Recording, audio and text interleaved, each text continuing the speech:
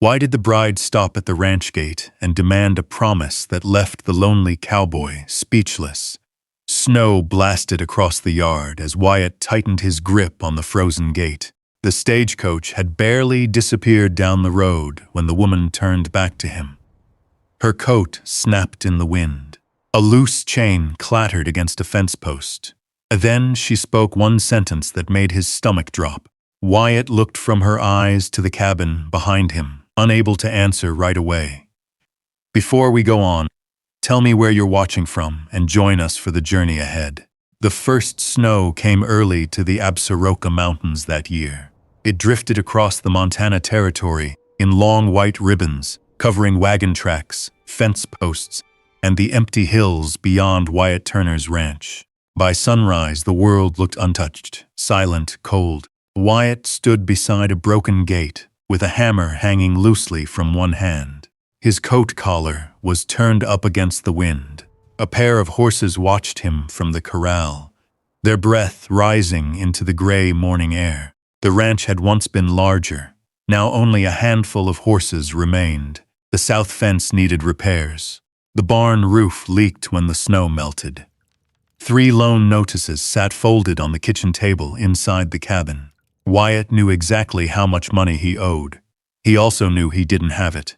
A sharp gust swept across the valley. Snow blew against his boots. He stared toward the distant mountains and listened. Nothing. No wagon. No voices. No laughter. Only wind. For 11 winters he had lived alone. At first he told himself he preferred it that way. People brought disappointment. Solitude did not. But somewhere over the years the silence had changed. It no longer felt peaceful. It felt heavy. That night another storm rolled through the mountains. The cabin groaned beneath the wind. Wyatt sat beside the fireplace with a tin coffee cup warming his hands. The flames cracked softly. A lantern hung from a nail near the door, throwing long shadows across the room. Across from him stood an empty chair.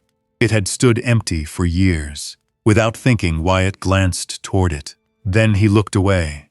Outside, snow struck the window glass. A strange thought settled over him. If he died tonight, nobody would know. Not tomorrow. Maybe not next week. The thought lingered long after the fire burned low. 3 days later, Wyatt rode into the town of Red Creek. The streets were muddy from melting snow. Horses stood tied outside the general store. Men gathered around a pot-bellied stove near the back wall. Wyatt bought coffee beans, lamp oil, and a sack of flour. As he approached the counter, Martha Keegan handed him a folded newspaper. "Something caught my eye," she said. Wyatt looked down. An advertisement circled in pencil. Mail-order marriage agency. Reliable introductions for respectable men and women seeking a future in the West. Wyatt nearly laughed. "A little late for me," he said. Martha shrugged. Maybe not." The ride home felt longer than usual. That evening he unfolded the newspaper again, then again. A week later, after ruining 4 sheets of paper, Wyatt finally finished a letter.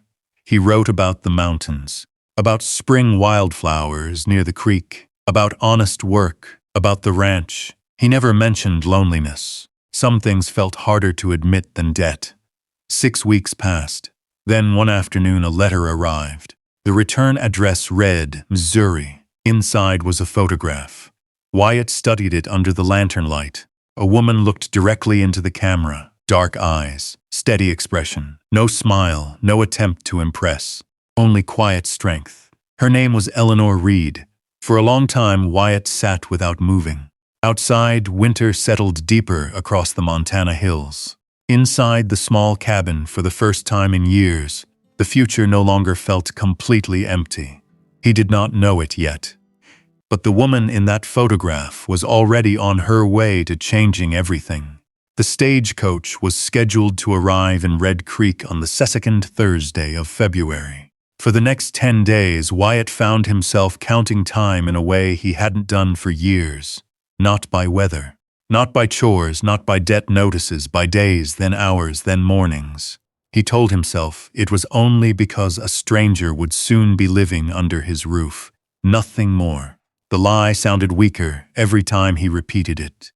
The morning of her arrival broke cold and bright. Fresh snow rested on the Absaroka foothills, and sunlight bounced off the drifts so sharply it hurt the eyes. Wyatt shaved before sunrise. That alone felt unusual. He stood in front of the small mirror nailed beside the cabin door and studied his reflection. A few gray strands showed near his temples. Lines marked the corners of his eyes. Years of wind and hard work had left their signature. He pulled on a clean shirt anyway. The blue one. The one he normally saved for church. By 8 o'clock he was already riding toward town. Red Creek looked much the same as always. Mud frozen hard in wagon ruts. Smoke rising from chimneys. A dog sleeping beneath the porch outside the general store. Still, everything felt slightly different. Like the town knew something he didn't.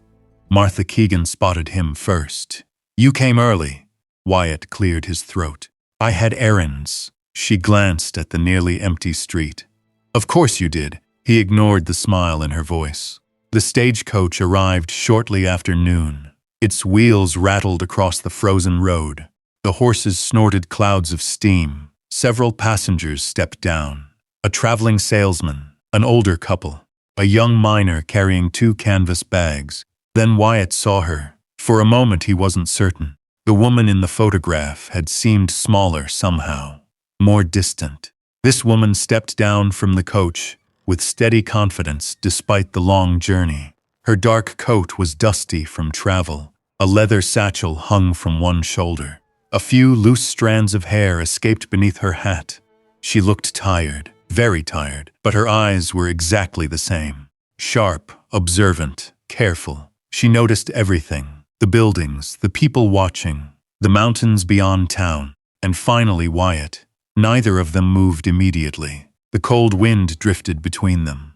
Then Wyatt removed his hat. "Miss Reed." She studied him for a second. "Mr. Turner." Her voice was calm, lower than he expected. Not nervous, not eager, just careful. Like someone stepping onto uncertain ground, they shook hands. Her gloves were cold from the journey. "Long trip?" he asked. "Long enough." The corner of her mouth moved slightly. It wasn't quite a smile, but it was close. Wyatt loaded her belongings into the wagon. There weren't many. 1 trunk, 1 carpet bag, 1 wooden box tied with rope. That surprised him. A person crossing half the country usually carried more. They started toward the ranch. For nearly an hour, the only sounds were wagon wheels and the creak of leather harnesses. Snow-covered hills rolled past. Cottonwoods lined parts of the creek. A hawk circled high above them. Finally, Eleanor spoke. "The mountains are larger than I imagined." Wyatt glanced toward the horizon. "You get used to them." She looked at him. "Do you?" He thought about that. No. The answer surprised both of them. The road climbed toward the ridge overlooking the ranch. Eleanor saw the property before he said a word. The barn, the corrals, the small cabin sitting alone against the winter landscape. She remained silent. Wyatt wondered what she thought. Whether she was disappointed. Whether she regretted coming. The wagon rolled through the front gate and stopped beside the cabin. The wind carried the smell of pine smoke from the chimney.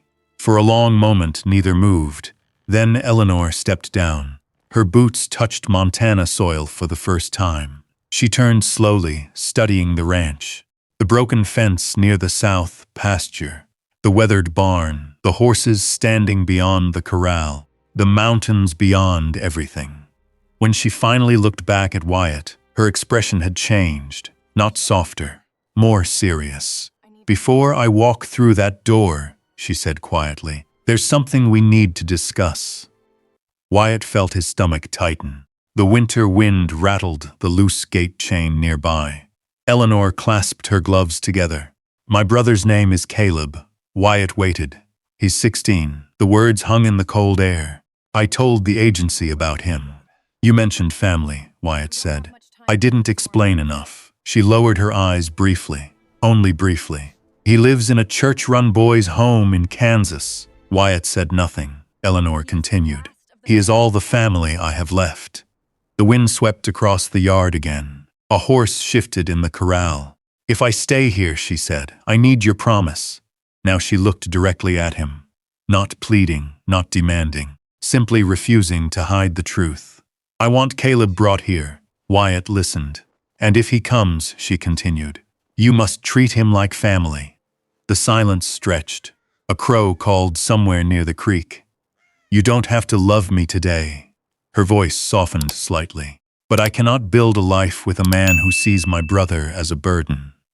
Wyatt looked toward the cabin, then toward the mountains, then back at her. A year ago, the thought of sharing his home with anyone would have seemed impossible.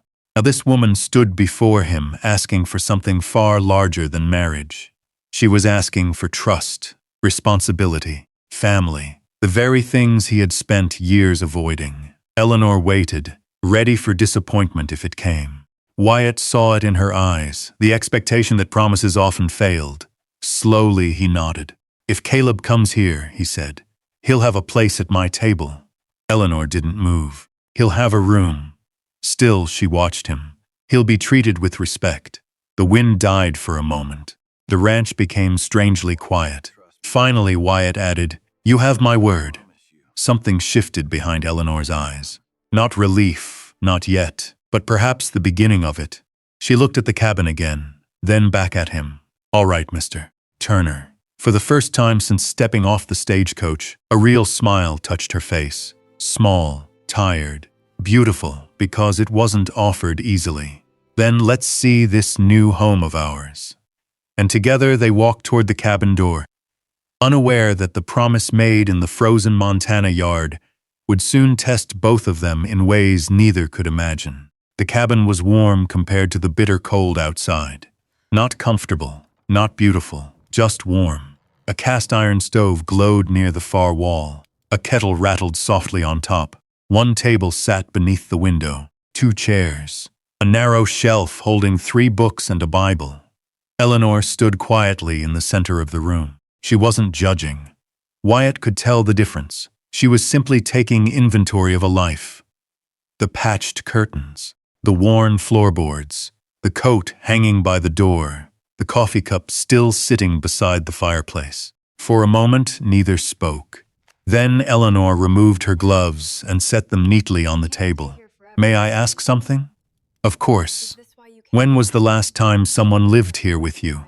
Wyatt looked toward the fire. "A long time." She nodded. That was all. No questions that dug deeper, no curiosity dressed as kindness. Something about that made him unexpectedly grateful. The next morning, Wyatt woke before dawn as usual. For several seconds, he forgot someone else was in the house. Then he heard movement, soft footsteps, the sound of a cupboard opening, a spoon against a bowl. Small sounds, ordinary sounds, the kind a lonely man notices immediately. When he entered the kitchen area, Eleanor stood beside the stove. The smell of biscuits filled the room. Wyatt stopped. She glanced over her shoulder. "Good morning." He looked at the biscuits, then at her, then back at the biscuits. "I usually eat beans, I noticed." The answer came so quickly he almost laughed. Almost. By the 3rd morning, something else changed. The table had a cloth on it. Nothing fancy. Just simple blue fabric. The window now held fresh curtains made from material Eleanor had packed in her trunk. A small tin can near the window contained dried flowers. The cabin looked exactly the same, and somehow completely different. Wyatt found himself lingering indoors longer than necessary. One afternoon, he returned from repairing fence posts and found Eleanor kneeling beside the front porch. She was planting something in the frozen soil. "What are those?" "Wildflower seeds." He glanced at the ground. "It's February," she smiled faintly. "I know, they won't grow, not today." She brushed dirt from her gloves. "But spring always comes eventually." Wyatt had no answer for that. A few days later, they rode into Red Creek together. The town noticed immediately. People always noticed something new, especially in winter, especially in a town this small. Conversations slowed as they entered Martha Keegan's store. A few customers looked away. Others didn't bother. Eleanor walked calmly between the shelves. Coffee, sugar, thread, lamp oil. She carried herself with quiet dignity, as though she had spent years learning how to walk through rooms where she wasn't entirely welcome. Outside the store, Abigail Boone stood beside a polished carriage. Her father, Silas Boone, owned more land than anyone for 50 miles. Abigail's coat was trimmed with expensive fur. Her smile never reached her eyes. "So this is the famous bride." The words sounded pleasant. The tone did not. Wyatt felt Eleanor become very still beside him. Abigail continued, "I suppose mail-order agencies are becoming quite popular these days." A few people nearby pretended not to listen, which meant they were listening closely. Eleanor met Abigail's gaze. "Good afternoon." Nothing more. No argument. No anger. Just calm. For some reason that seemed to irritate Abigail even more. The rumors spread quickly after that. Some said Eleanor married Wyatt for security. Others claimed she would leave before summer. By Sunday, nearly everyone had an opinion. The church sat on a low hill outside town.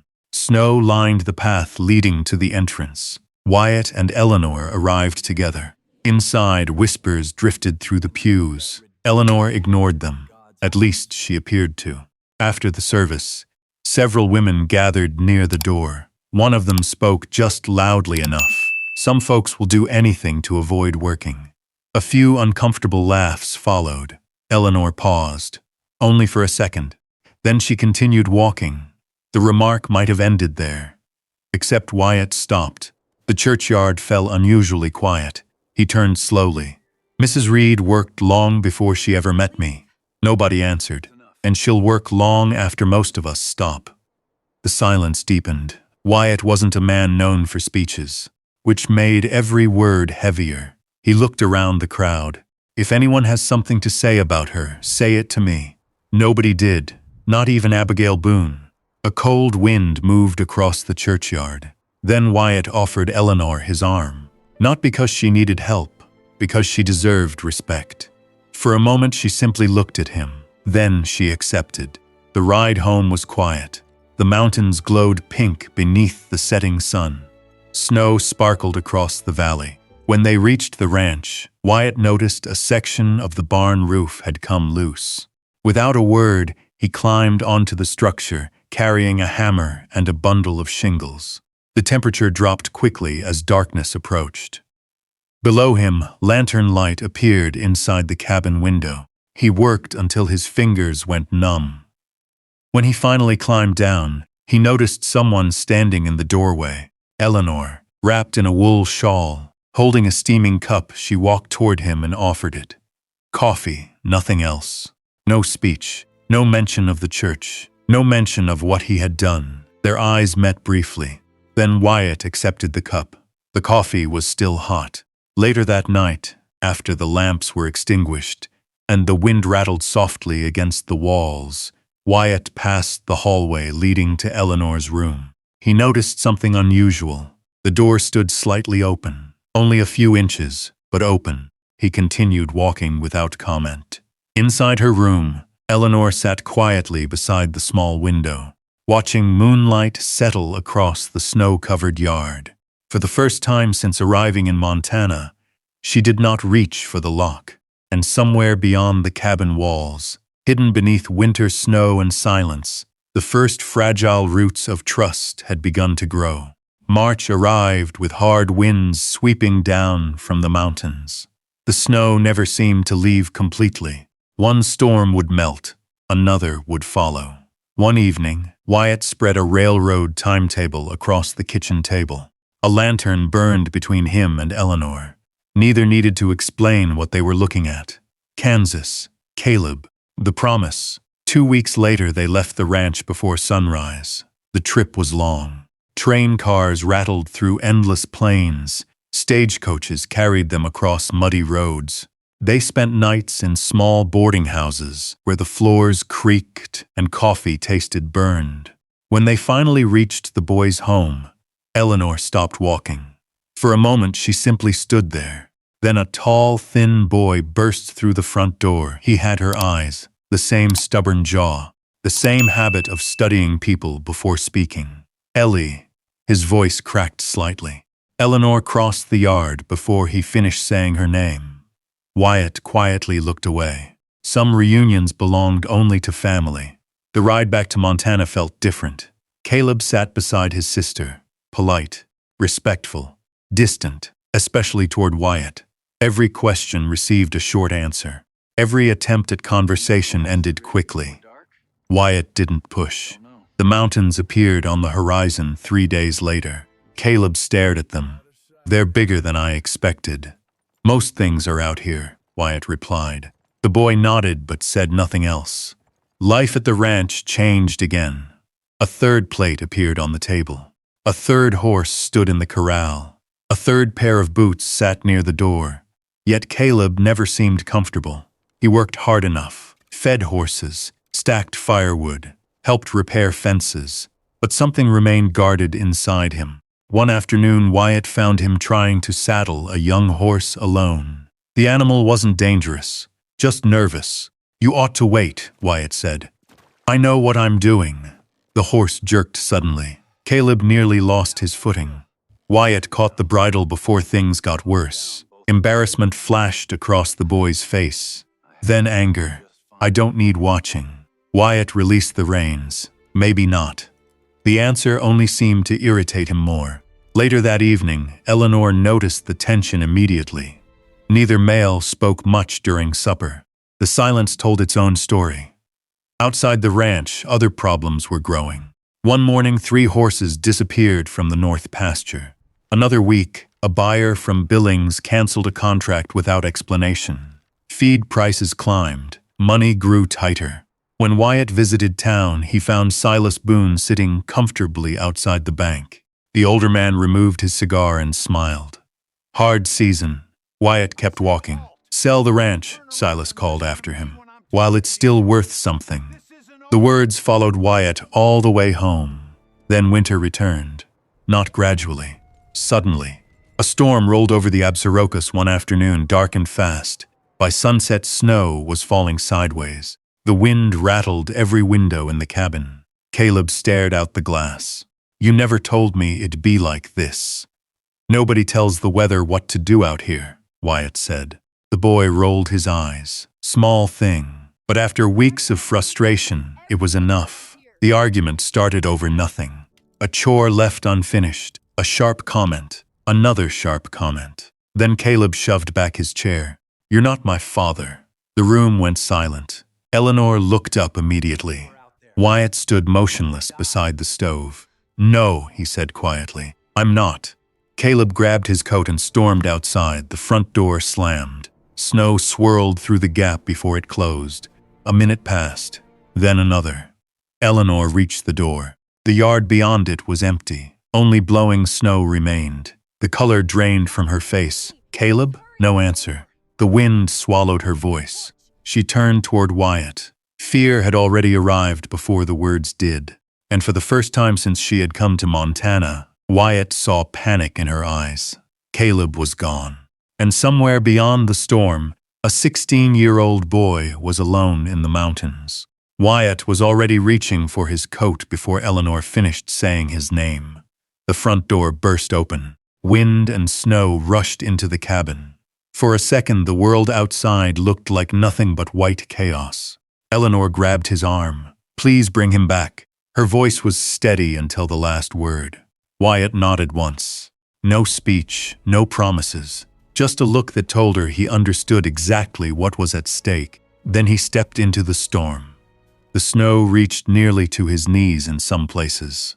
Wind tore across the ranch yard and erased footprints almost as quickly as they appeared.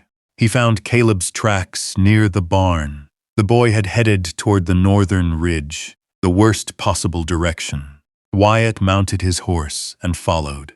Hour after hour passed beneath a sky that seemed determined to swallow the world whole. Back at the cabin, Eleanor sat beside the window without moving.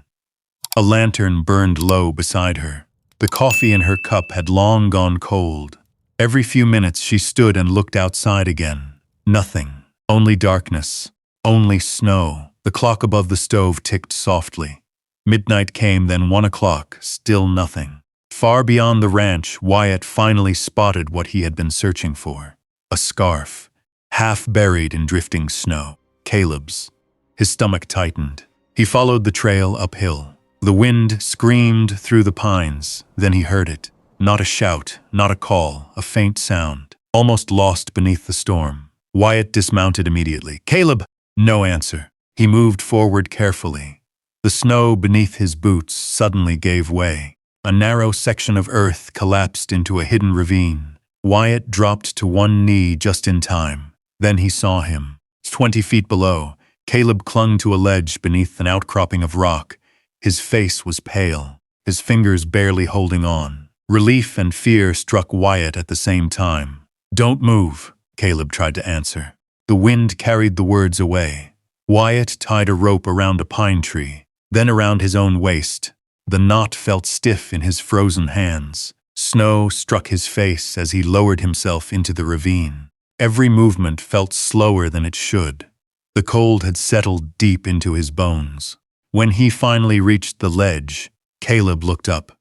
For the first time since arriving in Montana, the boy looked frightened instead of angry. "I slipped. I know. I'm sorry." Wyatt stared at him. Those words had probably cost the boy more than the storm. "We can discuss it later." Caleb almost laughed. Almost. Together they climbed. Twice Wyatt nearly lost his footing. Once the rope jerked hard enough to send snow tumbling into the darkness below. But little by little they moved upward. When they finally reached solid ground, neither had much strength left. The ride home felt endless. Caleb drifted in and out of awareness. Wyatt stayed upright through stubbornness alone. By dawn, the ranch appeared through the storm. A small shape stood outside the cabin. "Waiting, Eleanor." The moment she saw them, she ran. Neither horse had fully stopped before she reached Caleb. Her hands trembled as she touched his face. Then she looked at Wyatt. Snow covered his coat. His lips were pale. He looked exhausted. "Get inside," she said quietly. The next several days passed in a blur. Caleb recovered quickly. Wyatt did not. The cold had settled deep into his chest. A fever followed. For nearly 3 days he barely left the bed. Eleanor changed wet cloths, made broth, kept the fire burning. At night she sat beside the stove, listening to the wind scrape across the cabin walls. One evening she paused outside Caleb's room. The boy was staring toward Wyatt's closed door. "He came back for me." Eleanor looked at him. Caleb swallowed hard. He could have turned around, but he didn't. Silence filled the room. Then Caleb spoke again. "He never left me." Later that night, Eleanor sat beside Wyatt's bed. The lantern cast a soft golden glow across the room. For a long time, she simply watched him sleep. The strong, quiet man who had risked everything for a boy that wasn't his. Slowly, she reached forward. Her hand settled over his, not because of gratitude, not because of obligation, because the thought of losing him suddenly felt unbearable. The next morning, Wyatt's fever finally broke, and for a brief moment it seemed as though spring might be coming. Then a rider arrived, Silas Boone. He carried a leather folder beneath one arm. His smile appeared before his words did. "I figured you'd want to see these." Wyatt opened the documents. The color drained from his face. Land claims, debt notices, ownership filings. Silas tapped the papers with one finger. "According to these records, this ranch may not belong to you much longer." The cabin fell silent. Outside, snow drifted from the roof in slow sheets beneath the morning sun. Inside, a new storm had just begun. Wyatt had 2 weeks before losing everything. And maybe that's what makes this story stay with us, long after the last page is turned. Because most of us know what it feels like to stand on uncertain ground. Maybe not with a ranch in Montana or a stack of land papers on the kitchen table. But we've all had moments when it seemed like one more loss might be too much. One more disappointment. One more reason to give up. Imagine standing where Wyatt stood, the future shrinking in front of you, the things you love suddenly at risk, and yet somehow finding the strength to keep going. Not because you're fearless, but because someone has become worth fighting for. What I love most about this story isn't the ranch or the storm. It's the quiet truth hidden beneath them. Sometimes healing arrives in the form of another person. Someone who walks into your life carrying their own scars, their own worries, their own burdens. And without either of you realizing it, those broken places begin to mend. Wyatt thought he was bringing home a bride. Eleanor thought she was protecting her brother. Instead, they found something neither had expected: a place to belong. If this story touched your heart, tell me in the comments. What does the word home mean to you? And if you enjoy stories about courage, second chances, family, and love that grows one small step at a time, I hope you'll stay a while. There are many more journeys waiting just down the trail, and I'd be honored to share them with you in the next story.